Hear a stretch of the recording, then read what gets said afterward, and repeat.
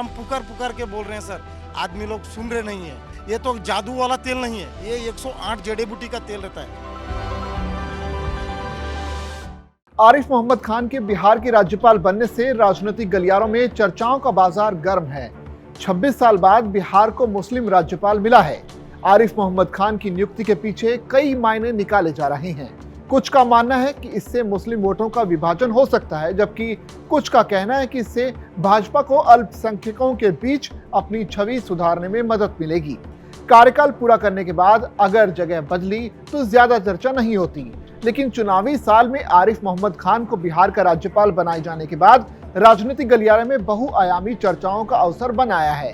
चूंकि बिहार विधानसभा चुनाव से पहले ही मुसलमानों के वोटों के एकीकरण व विभाजन की राजनीति चरम की ओर बढ़ रही है, तो ऐसे में चर्चा है कि 26 सालों के अंतराल के बाद बिहार को यूं ही मुस्लिम राज्यपाल नहीं मिला।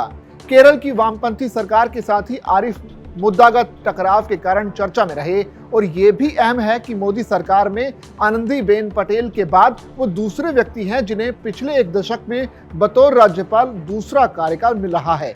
14 फरवरी 2023 को बिहार के राज्यपाल बने राजेंद्र विश्वनाथ आर्लेकर अब केरल में दायित्व संभालने निकल चुके हैं। गुरुवार को शपथ ग्रहण से 3 दिन पहले ही पटना पहुंच चुके आरिफ अपने कामकाज की शैली का संकेत भी दे चुके हैं। पूर्व केंद्रीय मंत्री अश्विनी चौबे और भाजपा के सांसद रहे आर.के. सिन्हा के यहाँ भोजन, मुख्यमंत्री की मां को श्रद्धांजलि देना और उनके गांव जाना और वर्षों पुराने मित्र नियाज अहमद से मिलना, उनके आवास पर जाकर उन्होंने अपनी उदार और मिलनसार छवि का परिचय दिया है, जिसके कारण वो राष्ट्रीय स्वयंसेवक संघ और भाजपा के प्रिय रहे हैं। राज्यपाल के रूप में दूसरे कार्यकाल का कारण मुस्लिम विद्वान होने के साथ ही उनकी ये सदाइशता भी है।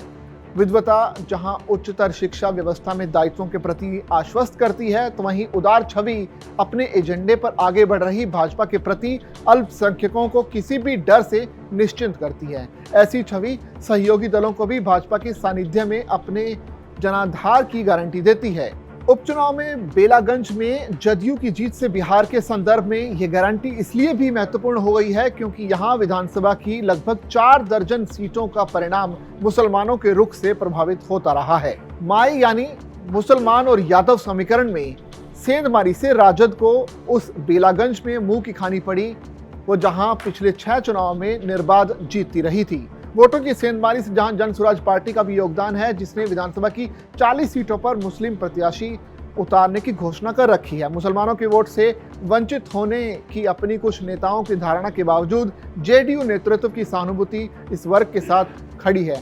ऐसे में समाजवादी पृष्ठभूमि वाले आरिफ की उपस्थिति मुस्लिम बहुल सीमांचल में राष्ट्रीय जनतांत्रिक गठबंधन यानी एनडीए को कुछ सहज रखेगी। जहां पिछले कुछ साल में अक्टूबर में केंद्रीय मंत्री गिरिराज सिंह हिंदू स्वाभिमान यात्रा निकाल चुके हैं। 2010 में जेडीयू को मुसलमानों के 40% वोट मिले थे, जबकि 2020 में 11%। हालांकि उनका एक भी मुस्लिम प्रत्याशी जीता नहीं था। मुसलमानों के 14% वोट लेकर एआईएमआईएम ने विधानसभा की 5 सीटें झटक ली थी। लगभग 77% मुसलमानों ने महागठबंधन को वोट दिया था और मुसलमानों के वोट में हिस्सेदारी के लिए जन स्वराज पार्टी भी आ चुकी है। आरिफ से पहले मुस्लिम समाज से AR किदवई यहाँ राज्यपाल रह चुके हैं, वो भी उत्तर प्रदेश से ही थे। लोकदल से अपनी राजनीति की शुरुआत करने वाले बुलंदशहर के आरिफ कांग्रेस और बीएसपी होते हुए भाजपा में आए।